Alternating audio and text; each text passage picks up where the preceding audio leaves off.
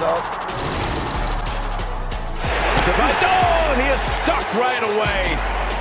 The ball is going to be intercepted by Pat Surtain on a diving effort. That's what I expect from him. Best in the world. Incomplete. Look at him diving in front. Pat Surtain on the coverage.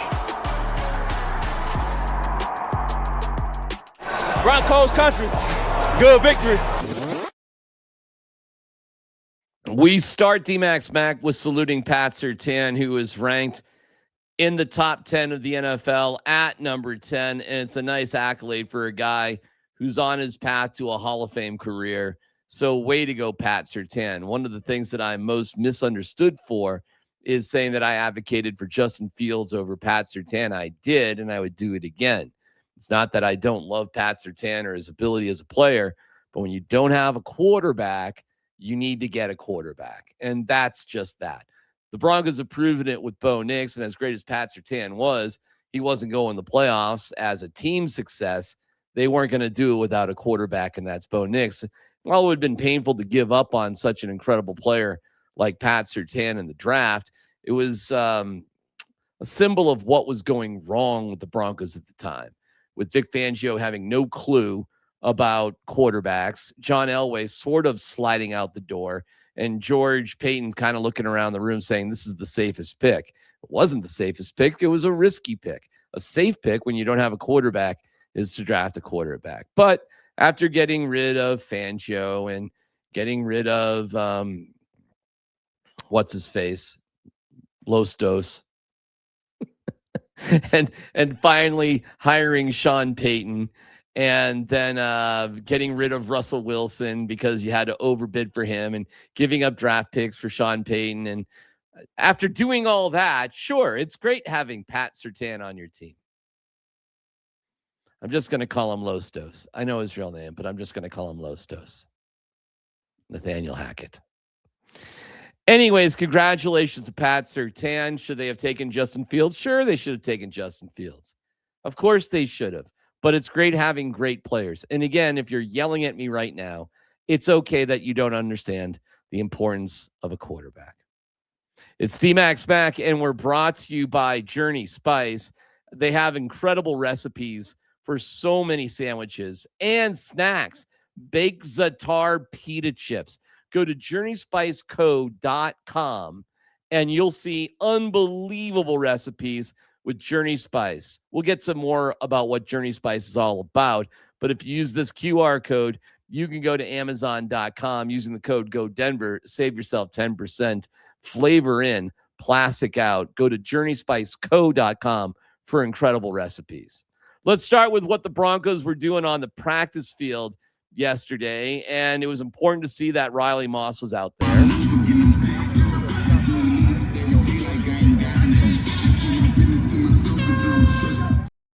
But he wasn't practicing. Marvin Mims was back.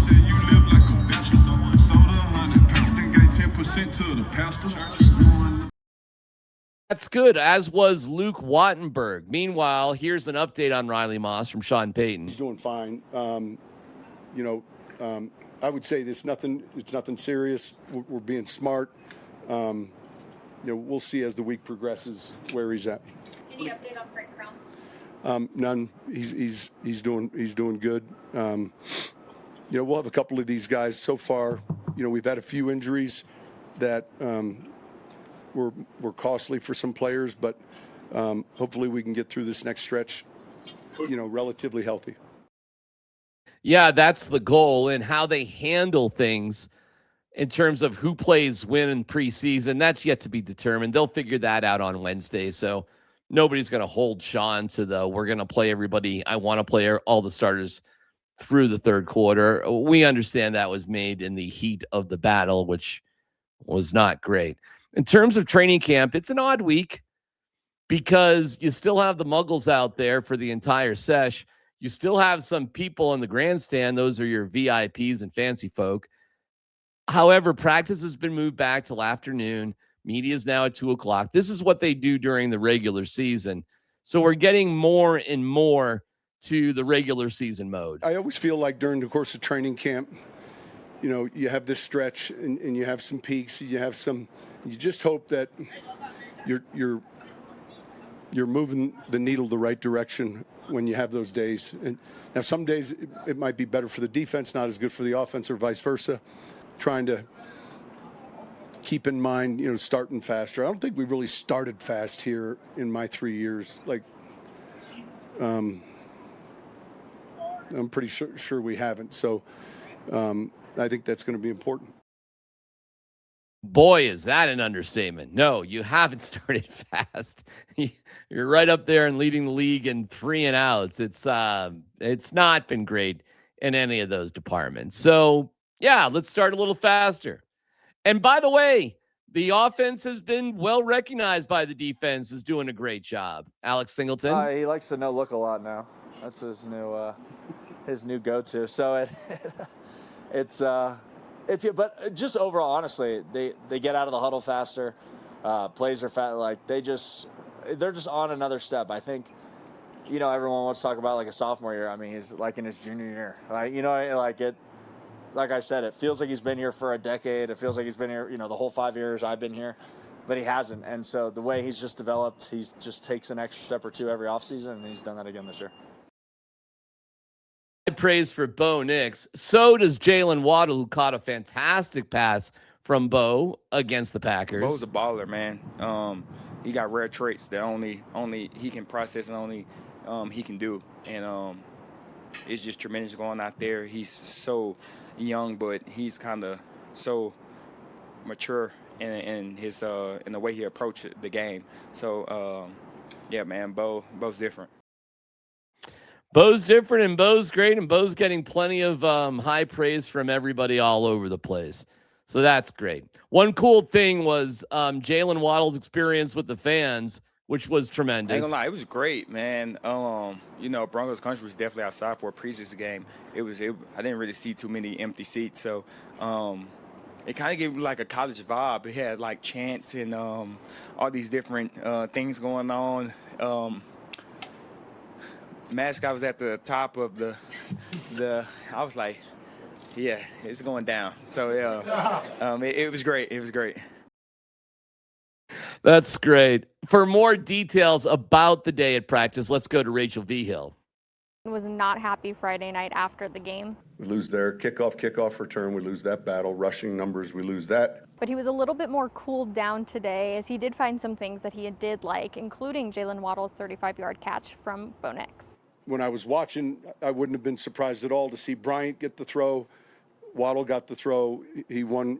I wouldn't say a thing about the route. I loved it. It was Waddle's first time at Empower Field. I ain't gonna lie, it was great, man. Broncos country was definitely outside for a preseason game. I didn't really see too many empty seats, so mascot was at the top of the I was like, yeah, it's going down. Today we got the first look at the new safety, Taylor Rapp, who signed with the Broncos last week. He was practicing with the third string today. So I'm glad he's here. We've had experience playing against him.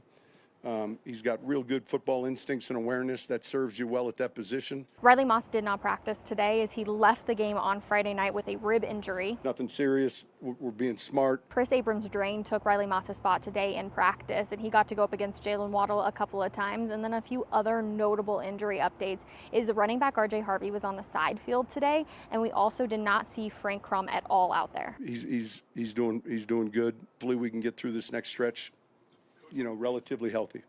Now a fun one to end on. Sam Ehlinger and Bo Nix were practicing 40-yard field goals at one point during practice today. And let's just say for quarterback one, we're happy he's going to stick with the quarterback position. But Sam, he's got a bit of a leg on him. The Broncos will be back in practice for the next 2 days as they get ready to take on the Vikings on Friday night. For more with Rachel Vigil, make sure you tune in to Me and Rachel on Wednesday night for cocktail hour. A rhubarb gimlet. This is an adventure. My lovely wife, Cat Cave, who's the mixologist in our family, has her work cut out for her. But see what me and Rach can come up with and assess where the Broncos are at, as Rachel is out there every single day. She does an amazing job as a Broncos reporter, and she's pretty quick with a cocktail as well. So that is Wednesday night at 6 o'clock, Altitude Football's cocktail hour with myself and Rachel Vigil. We'll get to Deion Sanders and the Rockies here in just a second. Want championship flavor in your next meal? Journey Spice Company has the roster depth needed to transform any meal idea, any dish, any appetizer, and even any thoughtful gift into a truly memorable experience. Journey Spice Company's premium seasoning blends will level up your cooking game. They have no sugar, no salt, are USDA organic certified, gluten-free, and come in easy-to-use paper-based packaging. Find Journey Spice Company on Amazon today. Flavor in, plastic out. We love you, Journey Spice. We'll get to Prime and Julian Lewis and Subpoenas. Not a big deal for Prime. Not a big deal for the Rockies, apparently, is winning, as they were up 2-0 against the Nationals, and it was looking great for a minute. I mean, we were getting great pitching from Ryan Feltner, who threw 4 no-hit innings, and then with the defense collapsing all around him, completely collapsed, giving up 5 earned runs, 7 in total, but the errors really hurt the Rocks. 6 strikeouts and 4 walks, not necessarily a bad outing, but when it fell apart, it fell all the way apart. It even led to the debut of Blake Adams, whose parents were on a Hawaiian vacation. They cut it 3 days short to make sure they could see their son make his major league debut. Here is his first pitch ever as a major leaguer. Really cool story. He was the 386 overall pick in 2022. 13th rounder, 10th pick. Awesome story. Well, his first pitch is pulled to right for a base hit for Ruiz. Well, that's how you get welcome to the big leagues. Yeah, so what? It's official. Yeah, it's official. What was also official was his final line. Listen, it's awesome to see your kid pitch in the majors, but there were moments where I was cringing for mom and dad, only because of their love for their son, and I'm sure they were happy to be there. I'm not questioning that. It's just that you want your kid to do so well. Wasn't a great day for Blake. 1 inning, 5 hits, 5 runs, all earned, 2 walks, and gave up a homer, an ERA of 45.00. That's who the Rockies called up to pitch. Mason Adams, who was acquired in one of the Rockies trades, gets the start tomorrow. It'll be his first start for the Colorado Rockies, who had no fight and pitched Troy Johnston. That's right. Blake Adams, who was called up as a professional pitcher, was replaced by a utility infielder.